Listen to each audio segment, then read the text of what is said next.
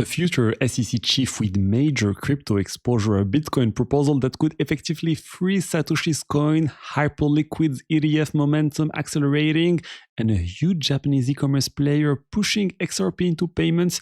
Today, crypto news is loaded, and some of these stories could have much bigger consequences than people realize. So stay with me because there is a lot to unpack. Hello, everyone, and welcome to Crypto Red, the crypto news channel. Before we jump into this story, let's take a very quick look at the market. Bitcoin is down a little bit, Ethereum also, and overall we're seeing a slight pullback today, nothing dramatic, but still a softer session. Now, let's get straight into the news. Let's start with Morpho, Aave's rival.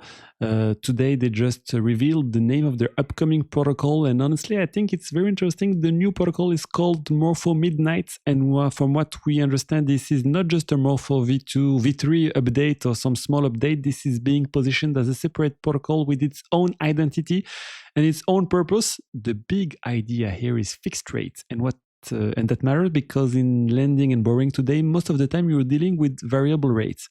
Those rates move depending on supply, demand, utilization, deposit, borrowing activity, and all of the usual mechanics you see in DeFi money markets.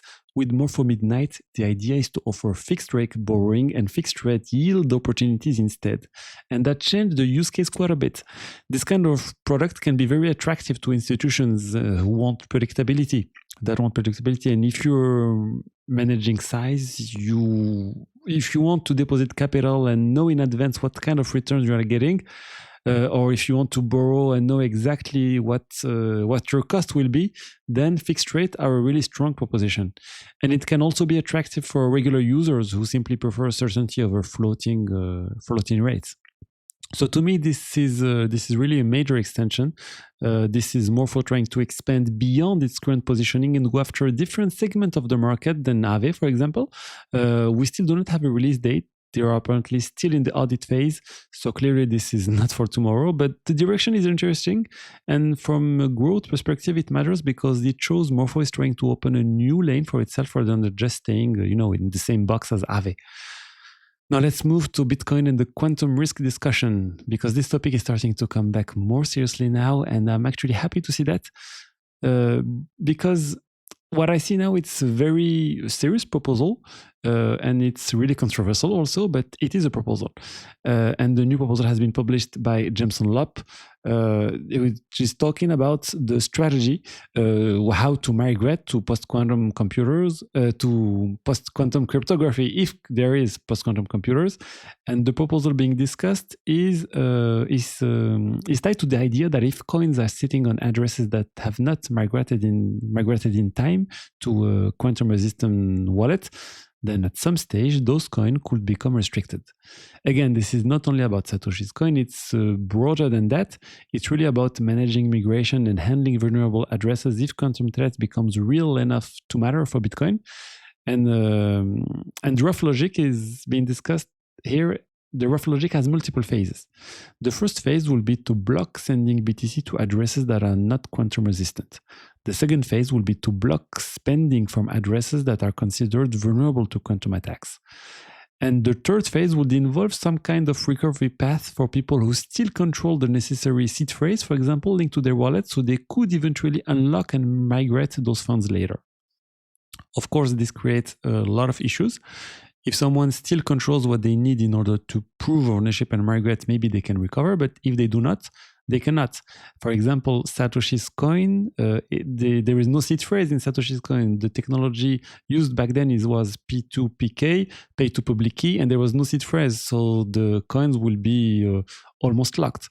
There is a discussion of an hourglass style approach where instead of instantly and completely blocking everything, you would allow a very narrow path of movement over time, one transaction of all the pay to public key addresses over time, per one transaction per block.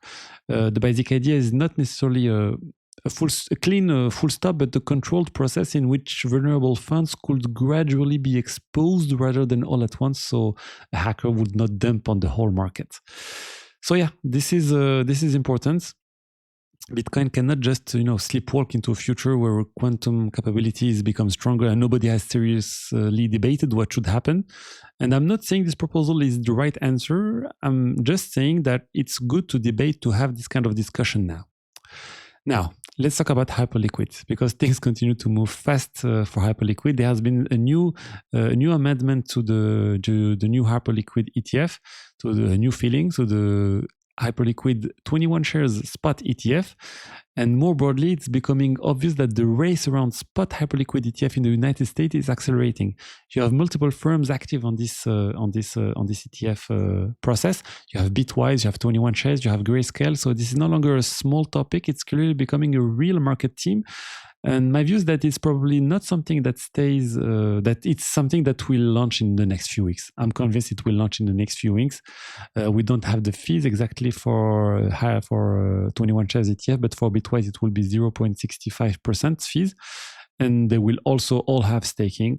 So yeah, we're getting close. And still on Hyperliquid, there was a very interesting long-form article published on Hyperliquid by Colossus and about Jeff Yan, its founder. And one of the striking things that came out is that Jeff Yan reportedly received an offer from venture capital to put out $100 million in Hyperliquid, and he refused. He chose to not go down that route and instead to keep building without taking that kind of VC money. Whether you agree with every decision or not, it tells you something about the mindset behind the project and about the desire to build in a certain way. And there is another angle I found fascinating. I had already mentioned. So Jeff Yan, the founder of Hyperliquid, had a very strong academic background. He was doing a physics Olympiad. He won gold in the physics Olympiad. But what really stands out is really the concentration of talent around him. There is this photo from a high frequency trading job that Jeff Yan had. He was really, really young. And you see Jeff Yan, the founder of Hyperliquid, in this photo. You also see other major AI and technology ventures. You see the founder of the company behind Manus. You see the founder of Scale AI. So the Alexander Wang, a company which has been, in which Meta has invested $40 billion. You see also Decagon, a company valued at more than $1 billion. So it's really impressive. So beyond the token, beyond the price action, it's interesting to understand that the human capital behind the project like Hyperliquid and people who he was surrounded with when he was young. Now, let's move on to the biggest story of the day. Kevin Warsh, the future SEC chief, he has been nominated by Donald Trump, and the crypto exposure that has been now publicly disclosed as part of the official process. We are still waiting on the formal Senate validation, but as part of this broader process, the assets had to be disclosed. And when you look through what has been reported, what stands out immediately is that there is a meaningful level of crypto-related assets. Before even getting to the crypto list, another detail that caught my attention is that he's married to Jane Lauder, which is the heir to the Estee Lauder fortune. So yes, once again, you have someone around Trump who step in high level position while coming from an extremely wealthy environment. Now, on the crypto side, what is interesting is that the exposure appears to come through funds and vehicles rather than through a simple personal spot wallet where he manually selected everything one by one. That distinction matters because it means we cannot automatically assume he's personally handpicked each token. In many cases, he invested in funds that themselves invested in different crypto assets and crypto companies. But even with that nuance, the exposure is still very significant. Among the names, you find things like Compound, you find DYDX, you find derivative-related projects. You know what? I'm going to go one by one. You can see that there is also Lighter, there is Ulit, I didn't know this one, there is Solana, Optimism, Blast, Zero Gravity, DSO, the decentralized social network. You have also Flashnet for the Lightning Network. You have Lightning Network, you have Polychain, you have Polymarket also, the prediction market, and a lot of other projects. Kinetic, you have also Dapper Labs, you have Tenderly, which is more a developer product for Ethereum developers.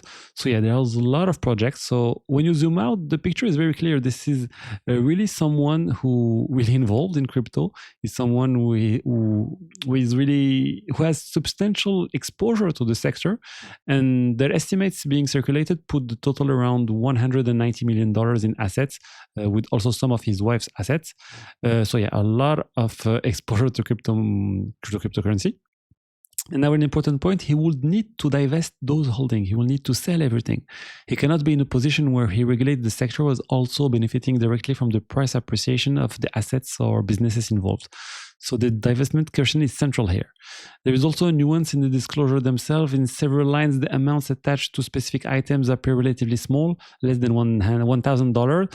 So when people look at the list, they should not automatically assume every listed token represents a giant personal conviction trade.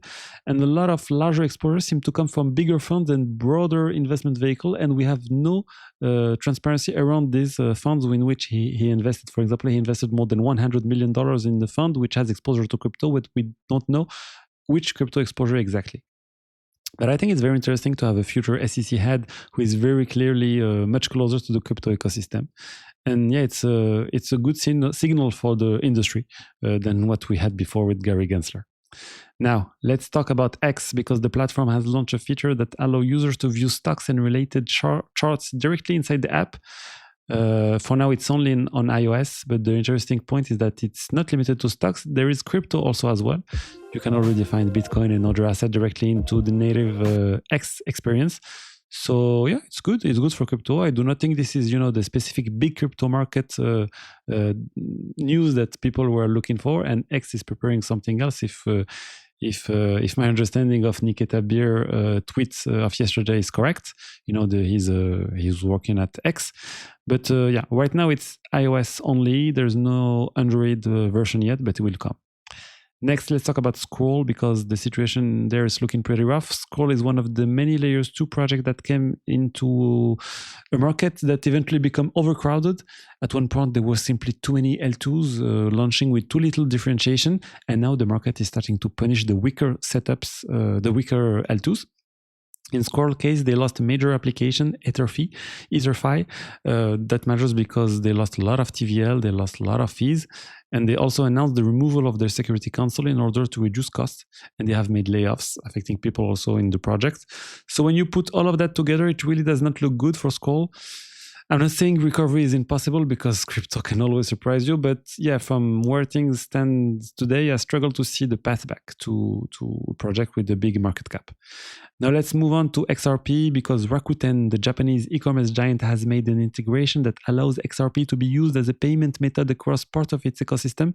There is also a mechanism tied to converting Rakuten points into XRP, and that's good news for XRP. Whenever you get a major consumer-facing platform making it easier to use crypto asset in a real payment context, this is meaningful.